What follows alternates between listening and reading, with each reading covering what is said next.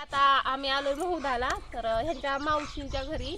तर मग आता आपण काकांकडनं माहिती घेऊया की शेळ्यांबद्दल, तर त्यांची मुलाखत घेऊया 10 शेळ्यांबद्दल. तर आज ब्लॉग ह्याच्यावरच असणार आहे, तर ब्लॉग पुरे कंटिन्यू करा आणि आवडला तर लाईक शेअर सबस्क्राईब सुद्धा नक्की करा. तर चला बापू, चला हे बघा बापूंची आमचे मुलाखत बापू. जावा बापून जावा. अयो बघा बापून तुम्ही एका ह्याच्या दिसला पाहिजे तर ते बापूंचा खास जोडीदार आहे. तर ही बघा बापूंसोबत खेळतय. हा. नाव ठेवलंय त्याचं? नाम्या. नाम्या. तर नाम्या बघा.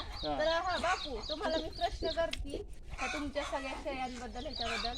तर पहिला प्रश्न की तुम्ही शेळ्या किती घेतल्या होत्या फर्स्ट टाइम जेव्हा तुम्ही ह्या शेळ्या करायच्या अगोदर? एक पाठरू घेतलं. एक पाटरू. एक पाठरू. आणि त्याची किती पिल्लं झाली, किती शेळ्या झाल्या? त्याची बोकडं इकली किती, कापली किती, आणि आता एक 50 नग आहे. हा, हा. म्हणजे एका एका शेळीपासून ह्यांचं एवढं झालंय, हा म्हणजे एवढा खांडवा वगैरे झालाय. तर मग हे शेड बांधलं ही ते केलं, तर तेव्हा शेळी घेतली तेव्हा हे शेड बांधलेलं होतं का? त्याचीच करडी कोणती शिड बांधलं. होय, म्हणजे बघा शेळ्यांच्या म्हणजे थोडक्यात काय तर शेड जे बांधलेलं आहे ती सुद्धा सो खर्चा न बांधता एका पाटरापासून जी शेळ्या ह्यांनी वाढवल्या त्या शेळ्यांच्या खर्चातूनच ते शेडचं सुद्धा बांधकाम त्यांनी पूर्ण केलेलं आहे. बरोबर का बापू? हा. हां, सो खर्चानं नाही, नाही. शेळ्यातून जे उत्पन्न आलं हा. त्याच्यातूनच ही शेळ्यांसाठी निवारा हा. तयार केला. हा. पुढचा प्रश्न घ्या. काय? स्टॉप करा. स्टॉप करा टॉप की. करते. बरोबर. तर तुम्ही आता शेळ्यांबद्दल सांगितलं, शेळ्या किती काय. तर पुढचा प्रश्न, तर तुम्ही ह्या शेळ्यांना काय चारता? तुम्हाला ह्यांना किती कष्ट घ्यायला लागतं, किती कसरत करायला ना खपरी पेंड, लागतं? काय ज्वारी गहू. सगळं. हा. आणि 2-3 तास तर दिवसातून फिरून आली पाहिजे, होय. तर ती खाते ती बी नीट राहते. तर म्हणजे आता हे कोण तर बघा ह्यांना खपरी पेंड वगैरे ज्वारी बाजरी असं काय काय चारते शेळ्यांना. ती खुराक दिलं जातं. खोराक एक दिलं टाइम जातं. दिले जातो. आणि ह्यांच्यासाठी तुम्हाला कसरत काय करावी लागते? कसरत काय एक 2दा नाही सोडली तरी एकदा तरी सोडून फिरवून आणतो. होय. पुन्हा घरी म्हणजे एक उद्देशन याचा आहे की शेळ्यांना जास्त कष्ट घ्यावं लागत नाही आणि त्याच्यापासून आपल्याला फायदा पण जास्त सोडबान होतो. नाही. वाडगा उघडला का बाहेर आणि वाडगा उघडला का आत. हा. शेळ्यांना एक प्रकारे ऑटोमॅटिक सवय झालेलीच सवय आहे. झाली. अंग वळणी पडलेला आहे त्यांच्या, अंग वळणी. काय अडचण नाही. तर म्हणजे बांधायची नाही ती, त्याला कांदा हा. नाही, त्याला दावं नाही, त्याला काय काय नाही. नाही. सोडली का ऑटोमॅटिक रानात जाते ती, हिंडून फिरून येते. फक्त आपण मागं हा. राहायचं त्यांचं लक्ष ठेवायसाठी, हा, हा. एवढंच. स्टॉप करा जरा. तर तुम्ही ह्या शेळ्या कधीपासून चालू केला?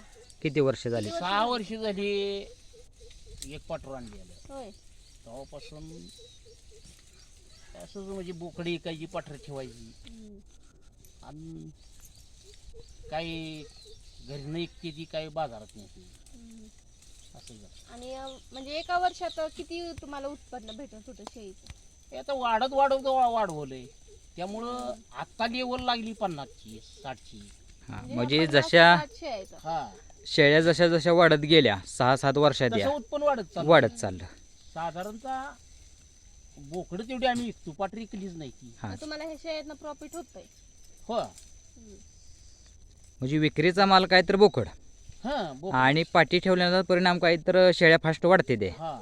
म्हणजे उत्पन्न वाढत जातं या. उत्पन्न वाढतंय. आणि विक्रीसाठी माल हा बोकडाचा माल फक्त. बोकडाचा माल तेवढा असं. इकायचा. वर्षाकाठी सरासरी किती बोकडे विकताय तरी एक अंदाजे? मोठं बोकाड ठेवलं तर आता कालच्या वीजला मी हा. 28,000ला विकलं. एक बोकाड मोठं एक बोकाड किती महिन्यात होते का वर्षाचं? ते 11 महिन्याचं होतं. 11 महिन्याचं बोकाड 28,000 दिलं. 28,000ला विकलं. बर. आणि दुसरा आता कालच्या बाजारी सध्या मी आता- आणलंय हां, तो 19,000ला आहे. 19,000चं. हम्म. म्हणजे 28,000ला घरचं बोकाड विकलं हम्म. आणि नवीन बोकाड शेळ्यांमध्ये बेण्यासाठी जे वाडग्यातलं आणलं बोकाड ठेवत नाही ना. वाडग्यातलं ठेवत नाही, हा. मग दुसरं आणायचं शेळ्या म्हणजे लागू राहण्यासाठी. हा. आता ही पुढच्या हा. वीजला 35-40ला जात आहे. जाते याच. म्हणजे जे विकलं त्यात बी 7-8 हजाराचा फायदा राहिला होय. खरेदीच्या आणि विक्रीच्या मानात दरवर्षी असा आहे. दरवर्षी. दरवर्षी एक 5-6 हजार हां 15,000चं आणलं तर 22ला जातं. हां 17-18चं आणलं तर 30ला जातं. बर. मग आता सध्या तुमच्याकडं बोकडं किती आहेत आणि शेळ्या किती आहेत, पाट वगैरे? बोकडं आता 15 आहे ती, लहान मोठी. हम्म. आणि बाकीची म्हणजे माझी आहे सगळ्या पाटी त्याची आहे 50 आहे ती सगळी. हां सगळे मिळून 50. हम्म. तर आता जे 50 शेळी आहे द्या हम्म. ह्याच्यात एक काय अंदाज आहे का की बाबा वर्षाकाठी आपल्याला एवढं उत्पन्न ह्यातून फिक्स भेटतं या एक तसं अंदाज काय म्हणजे घरच्या देवासनी काय चार्जून जाते ती ती बी आपण पैशातच हिसाब धरायचा पैशाचा हिसाब साधारण 10,000 जरी बोकाड हिसाब कापलं धरला तर एक हां 3 ते 4 लाख रुपये पर्यंत जातोय जास्त काय का 3-4 लाख रुपये आताशी हा. म्हणजे लेवल लागली ना वा बरोबर आता इथून पुढे काय वाढत जाणार ती पण नुसत्या बोकडांच्या विक्रीतून बोकडात 3 ते 4 लाख रुपये हा. वर्षाकाठी इन्कम येते या आणि ही शेळ्या पाटी वगैरे ती शिल्लक राहते शिल्लक राहते अजूनही म्हणजे माल बी शिल्लक राहतो आणि विक्री बी होतो या दोन्हीकडून फायदा आहे हा. काय अडचण नाही तुमच्या शेळ्यांना पण इथं खायलाही भरपूर आहे ना. हा ती रानं मोठी असल्यामुळे झाड भरपूर ती शोभावळा आहे त्या हम्म.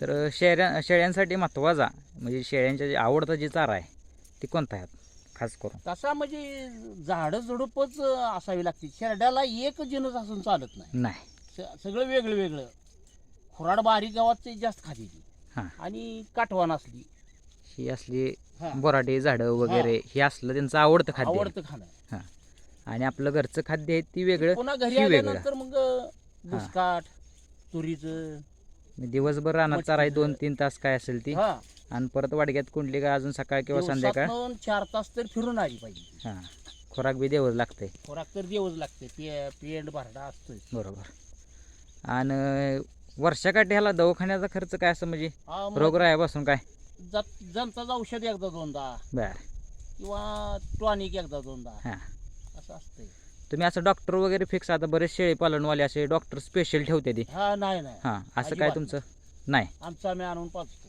तुमचे तुम्ही जाऊन मेडिकलमधून औषध घेऊन हा. येणार अंदाजे अंदाज आणि त्या हिशोबानं आपलं पाचतो नेहमीच्या रुटीन प्रमाणे शेळ्यांना डॉक्टर चालू हा हा डॉक्टर डॉक्टर नाही अनेक शेळी पालनवाल्यांचं कसं झालेलं आहे त्यांनी भली मोठी शेड बी बांधलेली आहे ती हा. शेळ्या मेंढ्या बरोबर केलेल्या आहेत त्या बरोबर का हा. आणि स्पेशल त्यासनी काय समजत नाही करत नाही इकडे तिकडे त्यामुळे त्यांनी काय केलं आहे एक डॉक्टरच फिक्सच असा ठेवलेला आहे की बाबा तो 8 दिवसातनं महिन्यात 15 दिवसातनं नाही नाही इथं आमच्याकडे चक्कर डॉक्टर टाकून जाणे डॉक्टर नाही हम्म. मालक बी तुम्हीच हा. आणि डॉक्टर बी तुम्हीच काय असेल ती कपडे बदलायची मग गावात जायचं हां घरी आली का हा. कपडे वेगळी घालायची बरोबर कामाला. जुन्या पद्धतीने थोडंसं शेळ्यासनी काय आयुर्वेदिक औषधाचा तुम्ही वापर करता का काय सुद्धा नाही जुन्या पद्धतीचा काय सुद्धा नाही म्हणजे जुन्या काळात पहिलं कसं शेळ्या मेंढ्याचं जर काय झालंच तर झाडपाल्याचं वगैरे हे औषध देत होती कुठलं काय सुद्धा नाही केलेलं नाही. फक्त वर्षातून एकदा ती 2 वेळा हा. जनताचं औषध हा. आणि टॉनिक एकदा ती 2दा बर विषय संपला दवाखाना नाही हा. डॉक्टर नाही काय नाही थोडक्यात शेळ्याला बी कुठले रोग राया नाही काय नाही शेळ्या बी काय? अगदी व्यवस्थित टाकाटकमध्ये आहेत आणि ही देशी शेळ्या आहेत ना देशी आहे सगळ्या त्यामुळे रोगरायाचा काय विषय आहे? बरोबर टोटल 100% शेळ्या ही हा. सगळ्या देशी आहे त्या देशी तर आता शेळ्यावर ह्याच्यावर गेले ते हा. हे शेततळ आहे शेततळ्याच्या वर गेलेले ते तिकडं आता झाडा झुडपातनी जाऊन खाते द्या हम्म. चला आता तिकडं जाय का मॅडम आमच्या वर जाय ना का म्हणते ते बस तर इथं एंड करूया. शेरडं लांब पळाल तिकडं मी जाऊ का घरी? हा ना तर शेळ्या आता पुढं गेलेले आहेत ती माघारी घ्यायसाठी गेलेले आहेत पुढं इकडे एक पाठी माघार राहिली आहे हीच कशी काय एवढ्या मागं राहिली काय कळ नाही पळाली आता स्लो मशीन आहे ती. इकडं सगळी मक्का वगैरे आहे पिवळी पडली जरा पाणी इकडं भरपूर आहे का झेल लागले ते रानासने मॅडम काय नाही मग असाच एखादा तुम्हाला बी शेळी पालनाचा फॉर्म टाकावा असं वाटतंय का हा?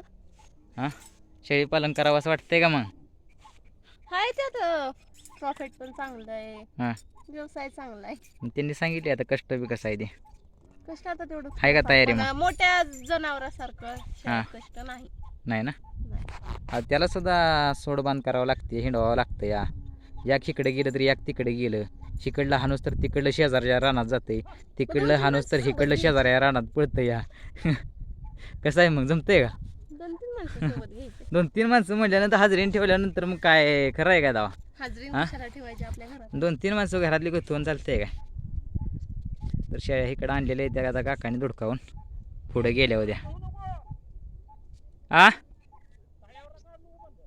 का व हां पटकन बोल तर बघा ह्या शेळ्या. तर एकदम म्हणजे अशा गुटगुटीत आहेत, खाऊन पिऊन मस्त निवांत आहेत. तर बघू शकताय तुम्ही कशा आहेत शेळ्या, म्हणजे अशा हडकुळ्या नाही आहेत अजिबात. तर सगळे पळाले एका मागे एक. चला तिकडे जाऊ. शेळ्याचा चिंटरू. या या चल या जा पण